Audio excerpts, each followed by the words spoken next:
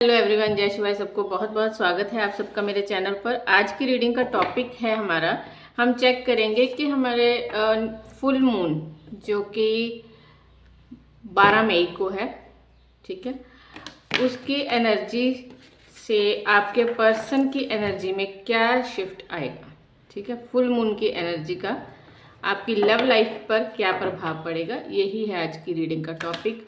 General reading है, collective reading है, timeless reading है, तो उस तरह से देखना। टाइमलेस तो खैर नहीं है, सॉरी, क्योंकि ये फुल मून की एनर्जी है तो फुल मून।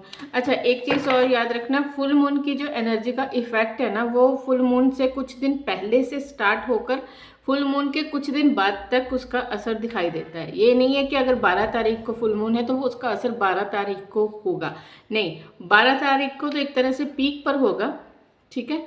12 से पहले भी उसका प्रभाव आपको देखने को मिलेगा, और धीरे धीरे से कोई भी एनर्जी शिफ्ट है, कोई भी एनर्जी चेंज आता है तो उसका प्रभाव धीरे धीरे से आता है और धीरे धीरे से ही वो ढलता है, ठीक है। 12 से बाद ऑलमोस्ट 20 तक, तो 18-20 तक उसका प्रभाव आपको देखने को मिल सकता है, ठीक।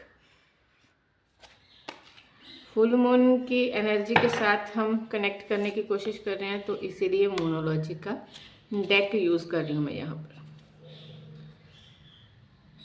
पेशेंस के साथ रीडिंग को देखा करो, सुना करो।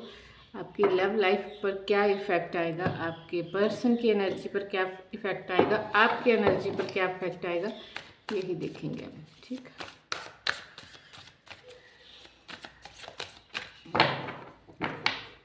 ये है आपकी एनर्जी, आप पर क्या प्रभाव आएगा फुल मून का।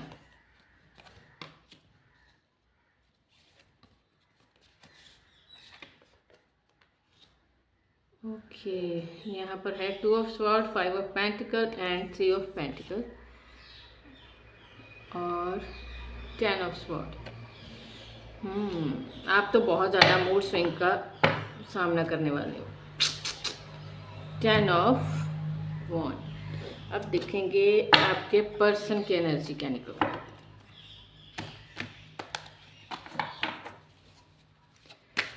फुल मून पर आपके पर्सन की एनर्जी,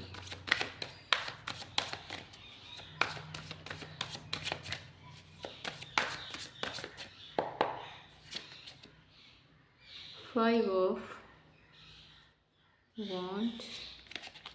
अच्छा, 5 ऑफ वॉन्ड यहाँ और यहाँ 5 ऑफ पेंटिकल। 555 एंजल नंबर आपके लिए काफ़ी ज़्यादा रिफ्लेक्ट होने वाला है, काफ़ी ज़्यादा हो सकता है कि आपको दिखाई दे इन दिनों में।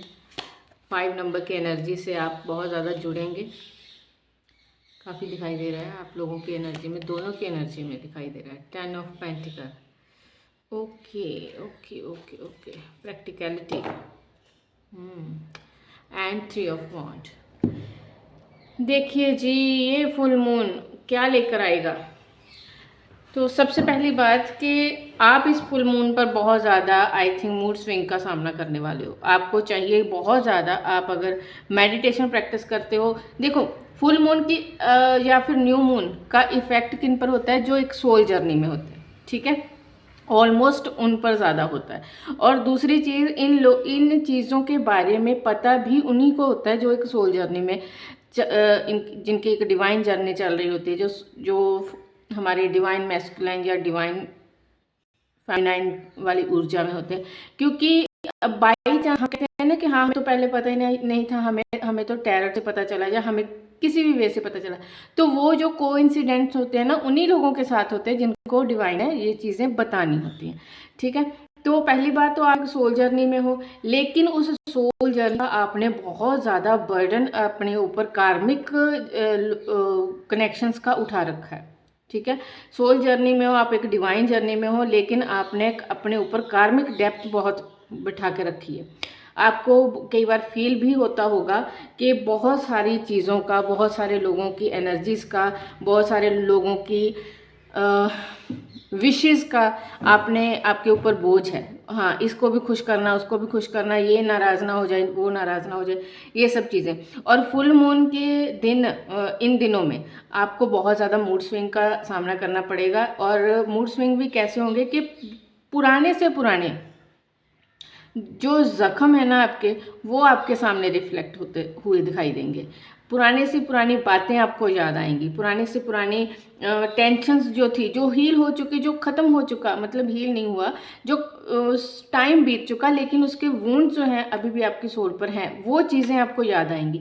तो ऐसा करना, जब भी आपको वो चीज़ें याद आती हैं, किसी ने आपका दिल दुखाया था, किसी से आपके आर्गूमेंट हुए थे, किसी ने आपको चीट किया था, और वो चीज़ें आपको याद आ रही हैं और आके एकदम से गुस्सा आ रहा है, ध्यान दो कि ये क्यों हो रहा है। क्यों? क्योंकि ये आपके ऊपर एक सोल वुंड है और डिवाइन चाहते हैं कि आप इस सोल वुंड को अपने ऊपर से ख़त्म करो। ठीक है, उसकी डेप्थ में जाओ, उससे चीज़ों को समझो कि हाँ, अगर उसने ये मुझे धोखा ना दिया होता तो शायद मैं ये वाला लेसन ना सीखती। उसने ऐसा किया तो उसके बाद मुझ में रियलाइजेशन इस चीज़ का आया। उस चीज़ को सोचो, उस चीज़ के बारे में रियलाइजेशन करने की कोशिश करो, जिससे कि आपको समझ आए कि जो कुछ भी चल रहा है वो परमात्मा की प्री प्लानिंग के अकॉर्डिंग ही चल रहा है। इसलिए बहुत ज़्यादा खुद को वुंडेड सोल बनाकर नहीं हमें चलना। ठीक है, क्योंकि हम एक डिवाइन जर्नी में, हमें लाइट वर्क का काम करना है। ठीक है, दूसरी चीज़, मेडिटेशन प्रैक्टिस करना, फुल मून वाटर वगैरह चार्ज करके ज़रूर उसका इस्तेमाल करना। और एक चीज़ और, आपको थोड़ा सा अपने ऊपर जो बर्डन है, ठीक है, चाहे वो साइकोलॉजिकली बर्डन है, चाहे वो वर्क प्रेशर है, उसको थोड़ा सा रिलीज़ करना है, उसको थोड़ा सा कम करना है। ठीक है, और इस फुल मून के आने के बाद 12 मई के बाद धीरे धीरे आप ये चीज़ें रियलाइज़ करना स्टार्ट करोगे अपने आप में कि वाकई में जो चीज़ें आपने बहुत ज़्यादा, अगर आप पर्सन की बात करो तो आपके पार्टनर को लेकर अगर आप बहुत ज़्यादा अभी तक ये फील कर रहे थे कि उसने गलत किया, उसने ये किया, उसने वो किया, उसके कारण, तो अब आपको धीरे धीरे ऑटोमेटिकली अपने अंदर ये रियलाइजेशन आएगा कि यार हो सकता है कि वो भी प्रॉब्लम में था, हो सकता है कि उसने भी मिसअंडरस्टूड किया, हो सकता है कि इसके पीछे उसका कोई रीज़न था, और इन केस वो पर्सन आपका एक कार्मिक सोलमेट था, कार्मिक पार्टनर था, तो हो सकता है कि डिवाइन ने मुझे कोई लेसन दिया, मैं क्यों इन चीज़ों को इतना ज़्यादा खुद पर हावी कर रही हूँ। आप अपनी लव लाइफ में आए हुए उतार चढ़ाव के पीछे के जो रीज़न है ना, एक कहते हैं ना पिक्चर सामने, तस्वीर के पीछे का सच, वो समझना स्टार्ट करोगे इस फुल मून के इफ़ेक्ट से। ठीक है, तो बहुत ज़्यादा अगर आपने वर्क प्रेशर ले रखा है तो उस वर्क प्रेशर को हील करोगे थोड़ा सा। यहाँ पर मुझे ये चीज़ नहीं दिखाई दे रही कि यहाँ आप अपने पर्सन को लेकर बहुत क्रेव करने वाले हो, बल्कि ये टाइम ऐसा होगा जहाँ पर क्रेविंग होगी सच की। ठीक है, आपकी सोल क्रेव करेगी सच जानने के लिए कि जो हुआ उसके पीछे का रीज़न क्या था। इन केस आप अभी किसी पर्सन को नहीं मिले हो, आप अभी अपने ट्रू सोलमेट से नहीं मिले हो, अपने डिवाइन काउंटर पार्ट से नहीं मिले हो, तो वहाँ पर आपकी सोल सर्चिंग पर जाएगी कि मेरा डिवाइन काउंटर पार्ट कौन है। आप रिकॉग्नाइज करोगे कि आपकी एक्चुअल लव जर्नी कब स्टार्ट होगी, कौन है जो पर्सन। अगर इन केस आपको कभी मिला लेकिन आपने ध्यान नहीं दिया, तो हो सकता है कि अब कुछ चीज़ें, कुछ बातें ऐसी क्लिक हों जिनके क्लिक होने के बाद आपको समझ में आएगा कि यस, यही मेरा ट्रू सोलमेट है। ये हो सकती है आपकी एनर्जी। अब बात करते हैं आपके पर्सन की एनर्जी की।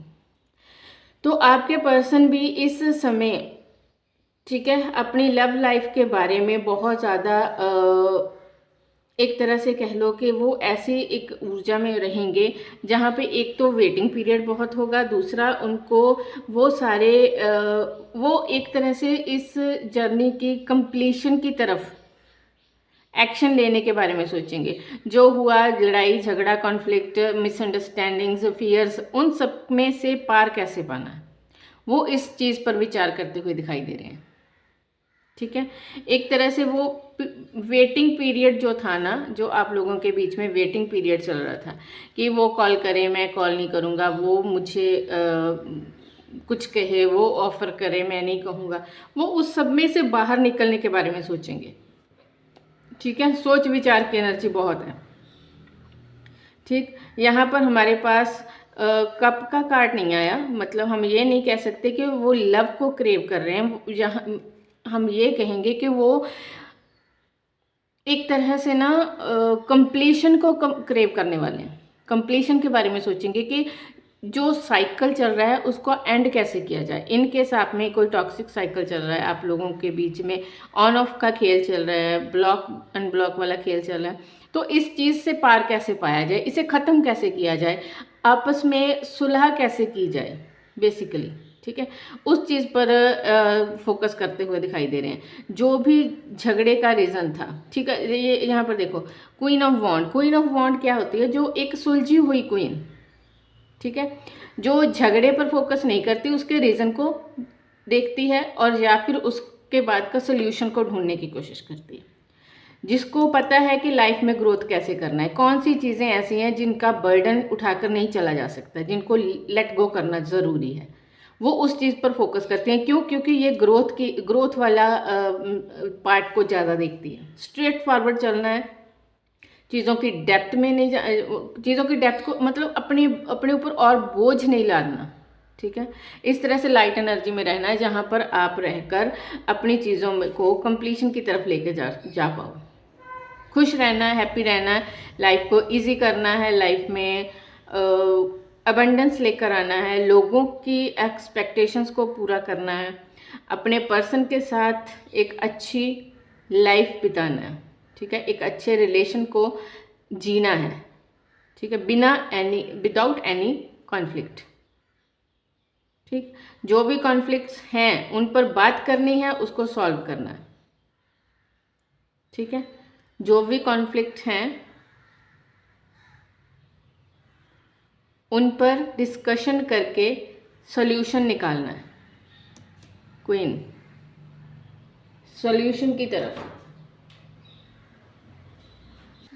तो ये थी आपकी आज की reading. Thank you so much, love you guys, bye.